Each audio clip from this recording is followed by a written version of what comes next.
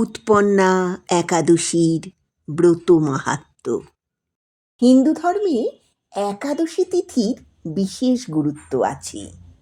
বছরে ২৪টি একাদশীর মধ্যে কার্তিক মাসের কৃষ্ণপক্ষের পুণ্যপ্রদায়ী একাদশীর নাম হল উৎপন্না একাদশী। উৎপন্না একাদশী হল এক পরম পবিত্র একাদশী। এই একাদশী দেবতাদেরও প্রিয়।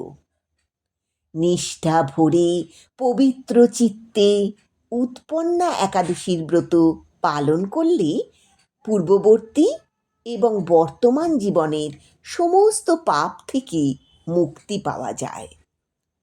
মহারাজ যুধিষ্ঠির ভগবান শ্রীকৃষ্ণের কাছে উৎপন্না একাদশীর ব্রত মাহাত্ম্য শুনতে চেয়েছিলেন। ভগবান শ্রীকৃষ্ণ বলেছিলেন, সত্যযুগে মূর নামে এক প্রচণ্ড শক্তিশালী ভীষণাকৃতি অসুর ছিল। মূর ছিল তালজঙ্ঘা নামে এক পরাক্রমী অসুরের পুত্র। দেবতাদের পরাস্ত করে মূর স্বর্গরাজ্য থেকে বিতাড়িত করেছিল। অসহায় দেবতারা কৈলাসে গেলে দেবাদিদেব মহাদেব তাদের ভগবান শ্রী বিষ্ণুর কাছে যেতে বললেন। দেবতা সহ ইন্দ্রদেব ভগবান শ্রী বিষ্ণুর কাছে এসে সমস্ত ঘটনা জানালেন। পরাক্রমী মূর চন্দ্রাবতী নামে এক পুরীতে বাস করতেন। দেবতাদের কথা শুনে ভগবান শ্রী বিষ্ণু দেবতাদের নিয়ে চন্দ্রাবতীপুরীতে গেলেন। সেখানে ভগবান শ্রী বিষ্ণু তাঁর সুদর্শন চক্র দিয়ে সমস্ত অসুর সৈন্যকে বধ করলেন। একমাত্র মূরই জীবিত রইল। মূর অস্ত্রযুদ্ধে ভগবান শ্রী বিষ্ণুকে পরাস্ত করলেন। তারপর শুরু হলো বাহুযুদ্ধ। এই যুদ্ধ 1000 বছর ধরে চলেছিল, কিন্তু ভগবান শ্রী বিষ্ণু মূরকে পরাজিত করতে পারলেন না। তখন শ্রীহরি ক্লান্ত হয়ে বদ্রিকা আশ্রমে গমন করলেন। সেখানে সিংহাবতী নামক গুহায় ঢুকে ভগবান ঘুমিয়ে পড়লেন। এদিকে দৈত্য মূরও ভগবানের পেছন পেছন গুহাতে এসে ভগবান শ্রী বিষ্ণুকে নিদ্রিত অবস্থায় দেখতে পেলেন। তখন খুশি হয়ে মূর ভগবান শ্রী বিষ্ণুকে হত্যা করতে উদ্যত হলেন। সেই সময় ভগবান শ্রী বিষ্ণুর শরীর থেকে রূপবতী সৌভাগ্যশালিনী দিব্য অস্ত্রধারিণী এক কন্যার আবির্ভাব হয়েছিল। বিষ্ণু তেজ সম্ভূতা দেবীর দিব্য তেজে অসুর মূর ভস্মীভূত হয়ে গেলেন।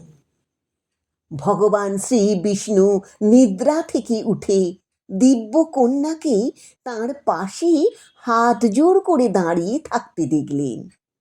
পাশে ভস্মীভূত মূর দানবকে দেখে সব বুঝতে পারলেন। ভগবান শ্রী বিষ্ণু কন্যাকে বললেন, তুমি একাদশী তিথিতে উৎপন্ন হয়েছ, তাই তোমার নাম হলো একাদশী, আর তুমি উৎপন্না একাদশী নামে পরিচিত হবে।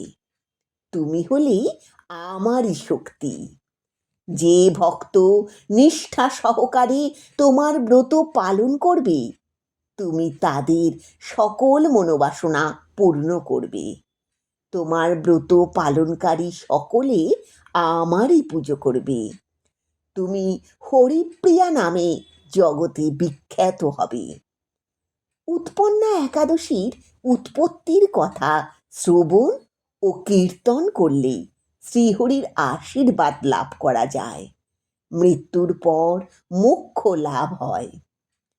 উৎপন্না একাদশীর দিন শ্রী নারায়ণের সাথে মাতা লক্ষ্মী দেবীরও পুজো করা হয়। একাদশীর মূল কাজ হলো নিরন্তর ভগবানকে স্মরণ করা। নিষ্ঠা ভরে উৎপন্না একাদশীর ব্রত পালন করলে পরিবারে সুখ, শান্তি ও সমৃদ্ধির বাস হয়। সাংসারিক কষ্ট থেকে মুক্তি পাওয়া যায়। 2025 সালের উৎপন্না একাদশী তিথি শুরু হবে 15ই নভেম্বর রাত 12:49 এবং শেষ হবে 16ই নভেম্বর ভোর 2:37। উদয়া তিথি অনুসারে 15ই নভেম্বর উৎপন্না একাদশী ব্রত পালন হবে। উৎপন্না একাদশীর পালনের মুহূর্ত হল 16ই নভেম্বর দুপুর 1:10 থেকে 3:16 পর্যন্ত। হরিবাসর সমাপ্ত হবে সকাল 9:09।